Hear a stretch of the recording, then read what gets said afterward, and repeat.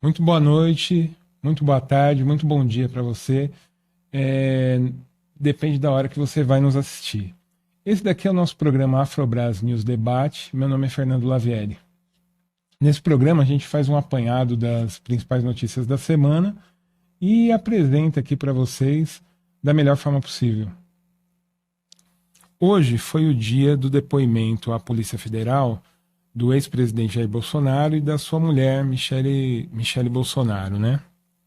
Bom, os dois permaneceram calados, não deram nenhuma declaração, só que chamou atenção um fato. Ambos tiveram uma postura, um jeito assim, digamos, meio dando de ombro para a Polícia Federal, né? E para o depoimento e para toda a tensão que esse tema gerou. Mais uma vez a gente conta com o Marcos Alexandre, que é especialista em direitos humanos, professor da Universidade Zumbi dos Palmares. É um grande prazer tê-lo novamente, Marcos. Boa noite. O prazer é meu e a responsabilidade também, Fernando. Você sempre faz uns questionamentos inteligentes, percussientes e inconvenientes para muita gente, né? Inclusive com a sua primeira afirmação, que é justamente o contrário da gente ver na mídia, no que se apresenta. Geralmente a gente tem muitos programas produzidos por pessoas que não são negros, para não falar de brancos ou de amarelos, não é isso, mas que não são negros e que muitas vezes isso faz diferença. Faz diferença. Faz diferença quando a gente tem pessoas que, de uma forma ou de outra, tem o componente racial dentro da sua cabeça, né? Eu acredito que não é de uma forma radical, ofensiva, excludente. Muito pelo contrário, como você também pontuou, é diversa, é inclusiva, né? E a gente tem assim a oportunidade, que é uma oportunidade sem tamanho, de produzir um programa desse, participar de um programa desse e convidar negros e pessoas de todas as outras cores para participar realmente numa festa da diversidade, né? É uma oportunidade, uma responsabilidade que a gente leva muito a sério. Mais uma vez eu te parabenizo a Afrobras por essa oportunidade e a gente agradece a sua audiência, né? Mas quanto ao seu comentário sobre o casal, ex-casal presidencial, teve um articulista num dos programas da televisão de hoje que falou que isso é um show. Eu também concordo que é uma estratégia de mostrar, não estou ligando muito para isso aí não vai dar nada, ainda mais depois da afirmação do ainda procurador Augusto Aras, que colocou em dúvida, igualando as questões da Lava Jato, dizendo que há uma grande chance de que se discuta que se discuta que já que o ex-presidente, ele não tem mais um foro privilegiado, um foro específico, sim. Que haja que os processos sejam direcionados para um juiz de primeira instância. Sim. E saia das mãos do STF, que você já nos bastidores me contou que você quer tocar desse assunto, mas no qual tem uma teoria da conspiração de que um dos ministros está perseguindo, é uma narrativa, né? Um dos ministros persegue ou dá o troco no hoje ex-presidente e na época presidente Jair Bolsonaro. Então tem toda uma guerra de narrativas. Nessa guerra de narrativas... A feição de menosprezo faz parte. Faz parte, né? Como a gente até discutiu num outro programa, mas é assim, é uma estética, né? Que a gente muitas vezes se perdeu, né? Que a estética é um ramo da filosofia, mas é uma estética, né? Uma atitude estética para mostrar para os outros, não estou ligando, não estou prestando atenção, para mim isso não vai dar nada. E aí corrobora essa declaração do Augusto Aras, que ficou uma coisa assim, meio preocupante. Porque quando uma autoridade dessa envergadura faz uma declaração dessa, ele serve a uma série de outras narrativas, né? Sim. Então, eu acredito que foi nessa esteira que o casal pegou o gancho e falou, deixa a gente mostrar que a gente não está ligando para isso. Apesar... E teve um adendo agora que está me vindo à cabeça. Sim. A Michelle Bolsonaro, ela saiu como liderança, né, do PL para, sei lá, possível candidata, né, nas próximas eleições. E ela também fez pouco caso da questão das joias. Mijoias, né? Mijoias, mais joias. Pois é, então é tudo um cenário montado, né? Então, esse cenário de menosprezo para as questões é uma coisa que eu acho que ofende a sociedade brasileira. A gente deveria realmente levar as coisas mais a sério, né? E ter autoridades e ex-autoridades que ainda têm que emprestar dignidade aos assuntos nacionais e emprestar essa dignidade nessa manifestação de que realmente leva o assunto a sério, com responsabilidade, com transparência, porque é isso que a gente espera dos homens públicos, homens e mulheres públicos. Nós lembramos aqui da Marta Suplicy, que depois de uma carreira política marcada por grandes ações, a gente pode falar do CEL, nós podemos falar do bilhete único, para citar algumas coisas. Sim. Tem as coisas polêmicas como a Martaxa. Olha como às vezes uma frase infeliz, como foi a frase no caos aéreo, ela fala relaxa e goza, como uma frase infeliz para nós, cidadãos comuns, que às vezes nos expressamos de uma forma mais coloquial, que estamos assim... para nós ainda não é que se perdoa, mas passa. Mas quando uma autoridade coloca uma frase ou uma atitude, ela representa uma instituição, ela representa uma ideia de instituição. Por isso que pesa muito uma frase não sou coveiro. Pesa muito, às vezes até uma frase de que um presidente ou uma autoridade usa esta ou determinada marca ou tem essa ou determinada predileção. E se tratando de Bolsonaro, há uma liturgia diária. Há uma liturgia que se espera, há uma liturgia que se exige. Eu às vezes eu posso até não achar bonita, mas eu não posso dizer que a mulher de uma determinada outra autoridade ou de nenhuma, ela é feia. Sim, claro. Porque o peso... Ainda mais uma autoridade internacional. O peso é muito grande. Então, essa pantomima, essa narrativa, essa apresentação, esses arroubos, esse teatro, ofende as instituições. E veja no caso da Polícia Federal, está simplesmente cumprindo o seu papel constitucional. Então ela não tem que ser menosprezada, pelo contrário, tem que ser respeitada, respeitado o direito de não se produzir provas contra si mesmo, mas a liturgia, o rito, as instituições, elas precisam ser fortalecidas através da coisa mais importante, o respeito. Sim. Não precisa grandes campanhas, não precisa grande esforço midiático. A gente fortalece as instituições, primeiro, com respeito. É isso que a gente espera, né? Com certeza. O nosso segundo tema é o seguinte: o STF está em destaque mais uma vez no Brasil, né? São diversas votações e muito se espera do novo ministro, né? O Zanin, que foi advogado do presidente Lula, né? Foi indicado agora, né? E assumiu semana passada como ministro do STF e vem sendo criticado. Exatamente, vem sendo criticado.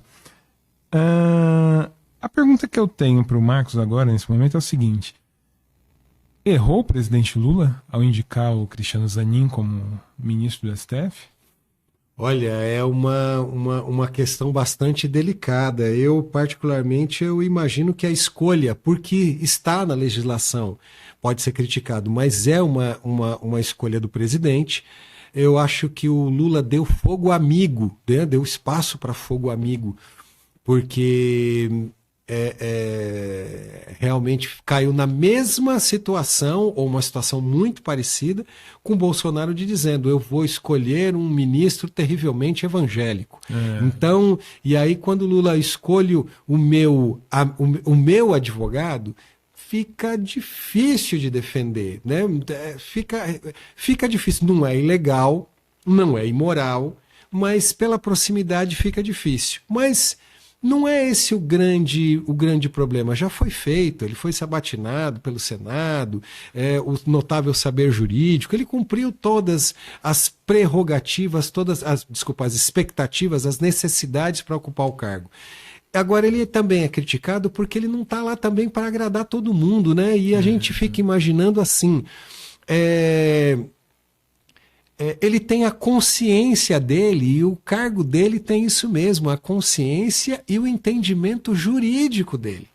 E ele não... Então, mas o correto, no caso do presidente Lula, seria...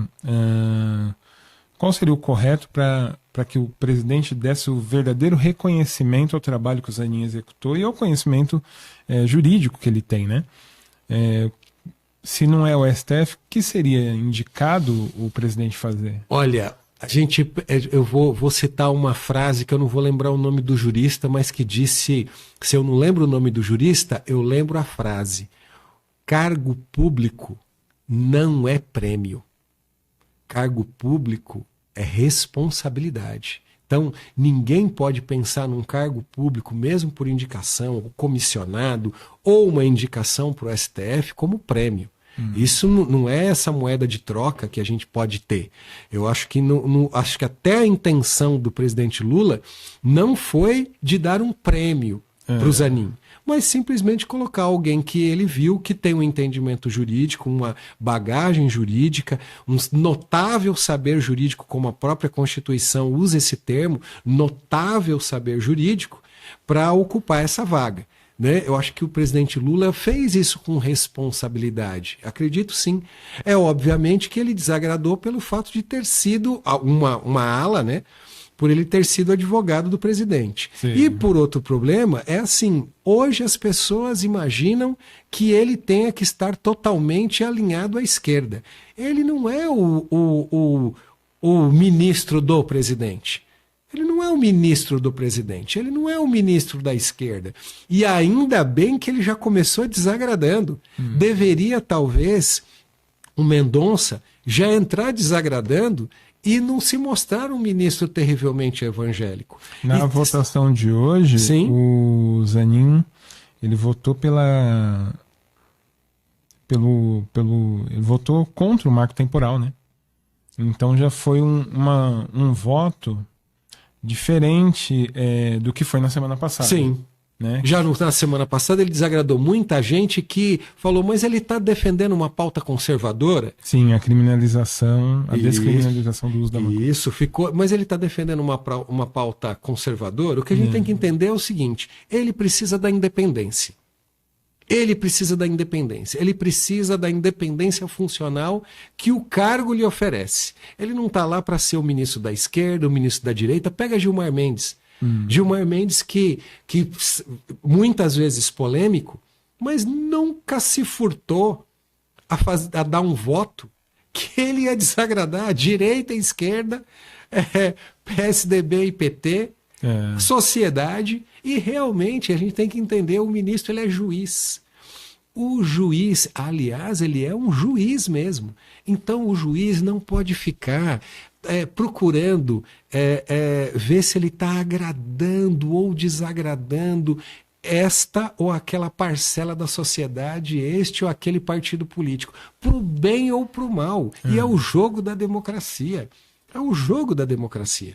Muitas vezes a gente gostaria que ele julgue. Olha, como foi o Lula, então a gente gostaria de ter uma pessoa lá para defender os nossos interesses. Esta semana Eu fiz um curso do ILP, o Instituto do Legislativo Paulista, 2 dias. Quero agradecer ao Instituto do Legislativo Paulista porque oferece cursos à disposição da população, à disposição dos jornalistas como você, à disposição dos servidores públicos. O Instituto do Legislativo Paulista faz uma série de cursos como um que é Advocacy e Relações Governamentais.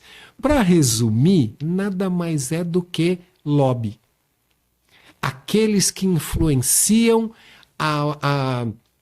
todos os setores do governo, todos os setores do executivo, do legislativo e inclusive do judiciário, sim, porque não existe pessoa, nós falamos já outro dia, né, ou em outro momento, não existe imparcialidade total, não existe isenção total, sempre há forças que estão inclusive na democracia ali, e aqui no Brasil a gente infelizmente ainda não tem uma regulamentação do lobby. Sim. Então, a gente gostaria de pensar, será que pode ter um lobby como tem lá na Suprema Corte americana? Mas tem. E ele existe. Tem. O lobby mas existe. Mas ele é regulamentado? Não. É tudo escamoteado. Ah, não, porque o fulano é amigo do ciclano, o ciclano pensa como o Beltrano. Vamos pensar mesmo em como na Suprema Corte americana, como no Congresso americano, regulamentar o lobby. Aí nós podemos dizer, olha, realmente estamos fazendo um lobby advocacy. Estamos advogando mesmo para tentar emplacar uma determinada tese, uma determinada pauta. É do jogo, políticas públicas. E já acontece. O que não dá é para a gente querer colocar uma pessoa num cargo, indicar para um cargo e querer dizer, olha, chegou lá, mudou, tá fazendo da sua cabeça. Mas é da sua cabeça mesmo. Ela tá lá para fazer da sua cabeça mesmo. É do jogo. Tá certo. O terceiro tema é o seguinte. O governo Lula, aliás, o presidente Lula, ele foi eleito com uma série de expectativas, né? Sim. De trazer de volta o ambiente democrático, trazer de volta o pensamento de acolhimento das pessoas em necessidade, né? A gente saiu da pandemia, o governo Bolsonaro e tudo aquilo que aconteceu, né? Então, o governo Lula parece estar atendendo essas expectativas já nesse primeiro ano de governo e pretende lançar uma série de ações, de políticas públicas para conter a fome no Brasil. É uma das plataformas que o presidente Lula sempre falou, sempre defendeu, né, contra a fome. Essa é a principal plataforma que ele sempre defendeu. E eu gostaria do seu comentário, Marcos, sobre isso. O Brasil saiu do mapa da fome no governo Dilma e depois retornou, né? Graças aos últimos 4 anos que a gente teve na presidência da República, né? Por favor, Marcos, qual a importância dessas ações políticas do governo Lula nesse momento? Que ainda continua o rescaldo, né? O rescaldo da pandemia e de tudo mais. Política. Primeira importância é política. Porque a sinalização do líder máximo da nação, segundo a Constituição, aquele que agrega, que não ficou como líder máximo, porque nós tivemos uma das eleições, a eleição mais polarizada, né? Desde da redemocratização, né? E a gente tem que entender uma coisa muito simples. Não é porque o Lula é presidente que ele tem unanimidade ou que ele tem a maioria. Ele teve a maioria na votação, mas ainda é um processo. Porque a gente tem que entender que ainda há uma polarização porque há várias narrativas. Uma das narrativas é que ninguém morre de fome, ninguém passa fome no Brasil e pior, esse negócio de fome é só um discurso eleitoreiro. Talvez a gente é acostumado, nós estamos aqui em São Paulo, né? Para quem está nos assistindo, nós estamos aqui no estado de São Paulo, na cidade de São Paulo, que é um país por si só. E com todas as suas dificuldades, nós somos o Estado e, verdade, e talvez a cidade mais rica da federação, onde a gente tem uma série de recursos e a gente não sai vendo assim, por mais a gente vê Cracolândia, a gente vê uma série, a gente vê as comunidades que de verdade favela, esgoto a céu aberto, mas se a gente for parar para pensar, nós não estamos aqui tipo o Vale do Jequitinhonha, a gente não está aqui em alguns lugares do Maranhão, de Alagoas, não é uma crítica aos outros estados dizendo que a pobreza está lá. Mas a gente não tem aqui em São Paulo... Digamos onde o acesso é menor. É menor. Difícil. A gente não tem os rincões e talvez a gente não perceba. E acabe fortalecendo essa narrativa, imaginando que basta que as pessoas... Ninguém morre de fome. Chega numa feira livre, vai lá e pede 2 bananas que o cara dá. Isso a gente tem que entender que isso não é questão de morrer de fome. Nós temos que entender fome e temos que pensar também em segurança e insegurança alimentar. A gente, quando fala fome, existem pessoas realmente que não têm o que comer. E muitas pessoas que só têm que comer farinha, feijão, mandioca. Eu posso dizer aqui eu não me orgulho de ter passado essa experiência. Mas na minha vida eu tive uma situação de desemprego até curta, né? Mas que mexeu muito comigo. Porque eu sei e minha família sabe o que é passar 1 mês, 2 meses comendo só fubá, couve e alho. Porque é o que tinha.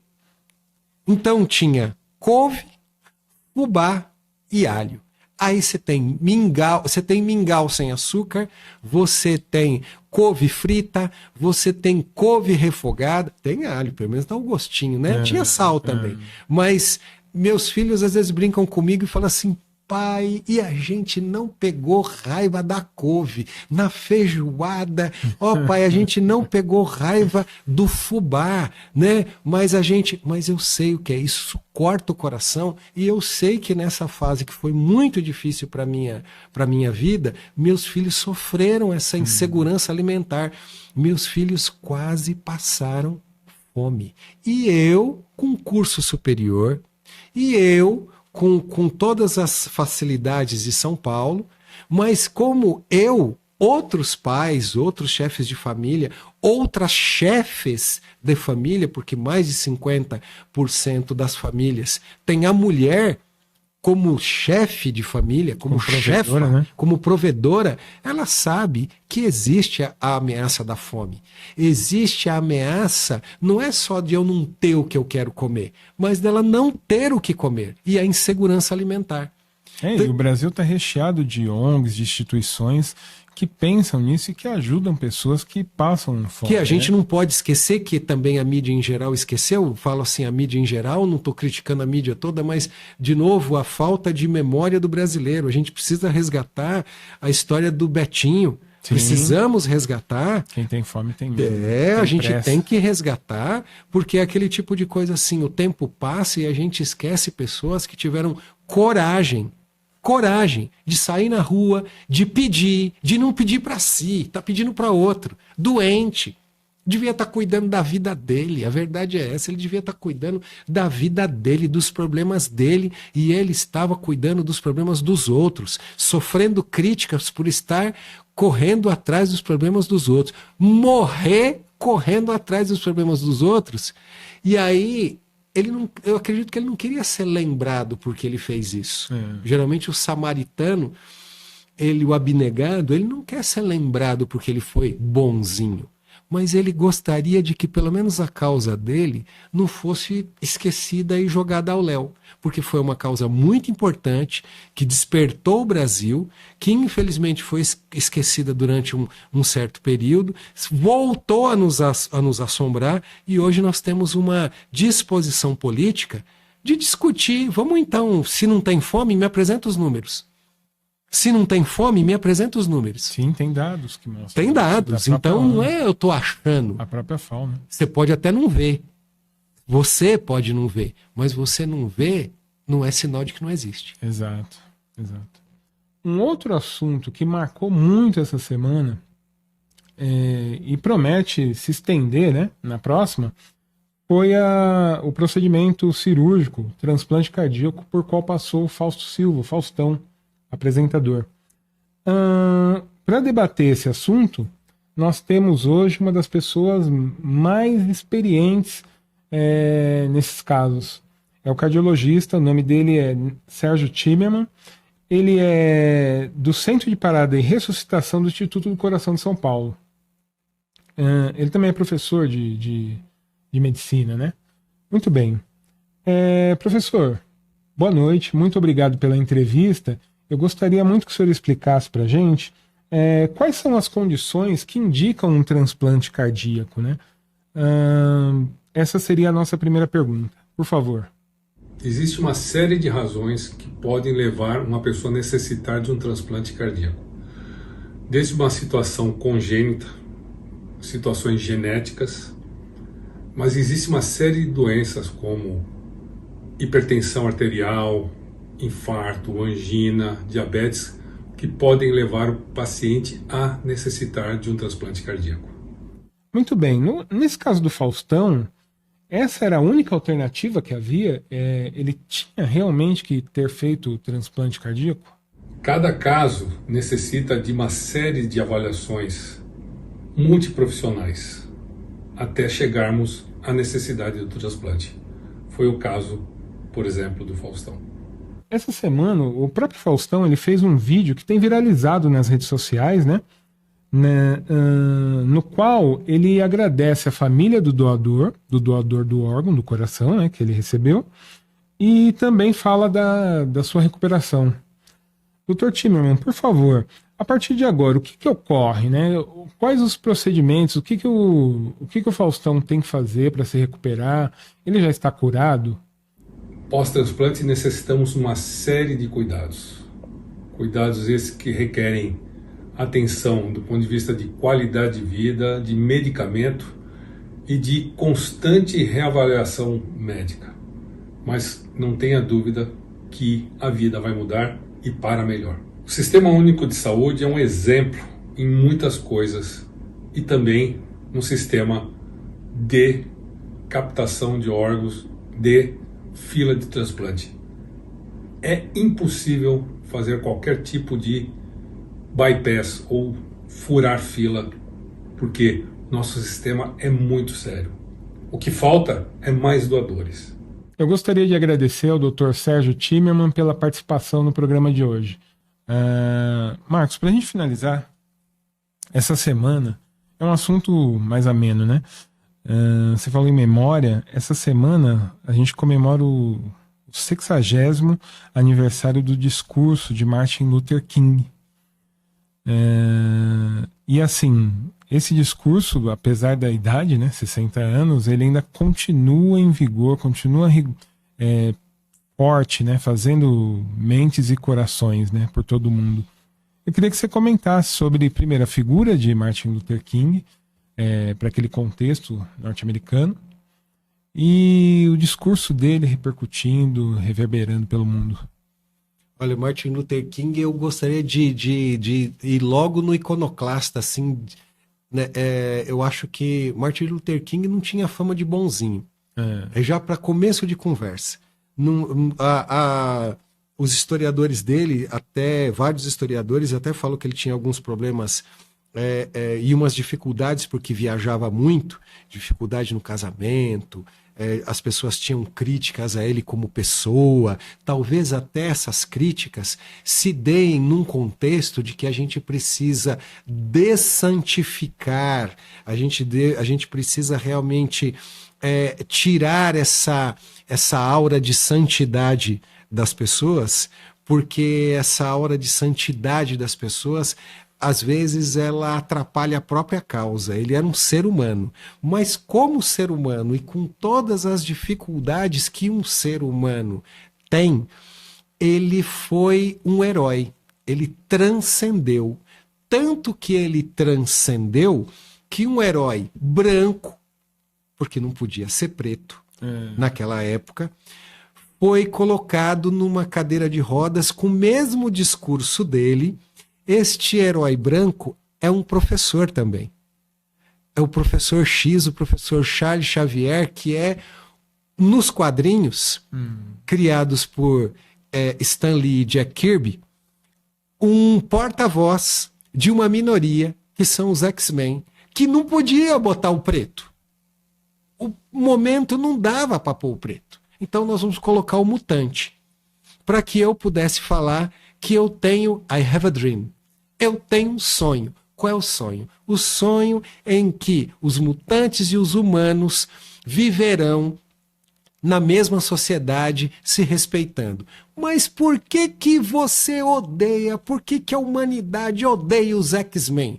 Porque eles voam, porque eles jogam raios dos olhos, porque eles controlam o clima, porque eles colocam garra para fora na mão? Não. A grande explicação é porque eles são diferentes. Então, o diferente dá medo, o diferente choca, o diferente é alvo. E quando o Martin Luther King vai tratar dos direitos civis nos Estados Unidos, ele pega muito com essa grande sacada de que, assim, há um medo da sociedade branca, classe média americana, que acha que o negro, por ser diferente, porque ele não é menos, mas ele é perigoso porque ele vai ocupar um espaço, ele vai dividir os recursos, ele vai ser igual aos outros. E ele é diferente, ele deve continuar sendo diferente, mas diferente como inferior. E aí essa grande sacada do Martin Luther King, se você me permite, olha como as coisas são. Aí você tem o Magneto dos X-Men, que é exatamente Malcolm X. E aí, nesse contraponto, eu gosto muito de trabalhar com gibi. Eu tenho um blog chamado Doutor HQ, que eu dou essas viajadas. Por quê? Porque eu não posso, muitas vezes, dizer exatamente aquilo que eu penso. Jesus já era assim. Não sou Jesus não. Mas Jesus já era assim, e por isso que ele usava parábolas. Por isso que Sócrates usava a maiêutica, o parto das ideias. Por isso que até o nosso presidente usa umas metáforas, nem todas colam, mas porque é uma forma de você usar uma figura de linguagem para você poder chegar em alguma coisa, numa ideia, defender uma ideia. E enquanto Martin Luther King oferecia um congraçamento, não bobo, não submisso, não, mas era um congraçamento, era estou aqui, não chegava a ser um Gandhi, mas naquela da não violência, mas era não violento, estamos aqui para protestar, estamos aqui para marchar, estamos aqui para tentar vencer através das palavras, das ideias. Num momento muito difícil. Muito difícil. Como é que você vai enfrentar uma polícia que vem para cima de ti com cacetete? Como é que você vai fazer uma marcha, como foi aquela marcha das pessoas de terno, olha, eu sei que é a época, mas de terno e gravata, de salto alto, as negras de taillé, de saia lápis, andando, e a gente pode imaginar que assim, apesar que a gente não vê o pessoal na reconstrução histórica, nas fotografias, até na reconstrução cinematográfica dos filmes que tem, não tava confortável, tava frio. Sim. E o pessoal enfrentando ali o frio, enfrentando os cavalos, enfrentando a polícia, enfrentando o megafone, enfrentando as bombas de efeito moral, enfrentando as vaias do próprio cidadão que comia com ele, não na mesma mesa, mas para os quais eles trabalhavam, para os patrões. Isso foi muito difícil. Enquanto o Magneto daquele movimento era o Malcolm X, que já pregava abertamente a luta armada. E olha só, dentro do próprio movimento negro, a gente tinha Martin Luther King com uma responsabilidade de tentar propor uma coisa diferente que não saísse na guerra civil. E aí, por isso que eu lembro muito dessa dicotomia do Charles Xavier, do Magneto, e vejo que Stan Lee, da Marvel, para quem não sabe, e Jack Kirby, que era o desenhista, utilizaram os X-Men naqueles anos 60, onde foi criado a primeira leva dos personagens, né? Os originais eram o Homem de Gelo, o Fera, a Jean Grey, que era a garota Marvel, o Ciclope e o Anjo, que era um ricaço que tinha asas que nasceram nas costas e eram desajustados, usavam máscaras. E o organizador, o grande sonhador, era o telepata Charles Xavier. A mídia acaba transformando aquilo em puro entretenimento e vai perdendo. Mas naquele momento, essa discussão de um grupo minoritário perdido na sociedade, querendo despontar, foi muito importante, estava presente. E o grande herói que a gente para pensar, mesmo não sendo, diz que a gente às vezes fala das boas pessoas, não é, a pessoa não tem que ser boa pessoa. Não é, o julgamento não é moral, o julgamento é das atitudes. Ele enfrentou. E a gente fala assim, enfrentou e entregou a sua própria vida pela sua causa. Por quê? Porque ele poderia ter feito uma coisa muito simples. Lancei a ideia, apareci, estamos aqui, mas eu preciso me esconder. Eu preciso me preservar. Eu não posso eu não posso tomar um tiro, mas ele sabia que todas as vezes que ele subia num palanque, ele era um alvo. O grande alvo. Ele sabia que ele era um alvo. Essa é a coragem, essa é a diferença que, infelizmente, tem passado os anos e a gente não percebe o surgimento de grandes políticos que têm esse entendimento. Tem essa fibra. Que tem essa fibra, que tem essa coragem, que tem esse desprendimento de ser maior do que a sua própria vida. De tentar ser maior do que ser um homem é nossa obrigação. Porque o King, ele viu, presenciou e até contra ele próprio. Exatamente. Teve agressões, pessoas que morreram que ele não pôde fazer nada e mesmo assim... Como? Ele não manteve. se ama? Ele não tem um instinto de autopreservação e sobe num palanque e continua pregando a verdade inconveniente para aquele momento? Então ele sabia que ele era um alvo. Né? E conseguiu se tornar um exemplo para nós, um desafio para nós e maior do que a própria vida. Pois é, e lembrando, no final de semana, o presidente Joe Biden, presidente dos Estados Unidos, e a sua vice Kamala Harris convidaram pessoas que estiveram presentes na marcha sobre Washington para um simbolismo, né? Para uma reunião simbólica para relembrar esses 60 anos do discurso, além dos filhos do Martin Luther King. Bom, gente, esse foi o nosso programa de hoje. Agradeço a todos, especialmente ao Marcos. Muito obrigado e até a semana que vem. Muito obrigado, Fernando. Tchau.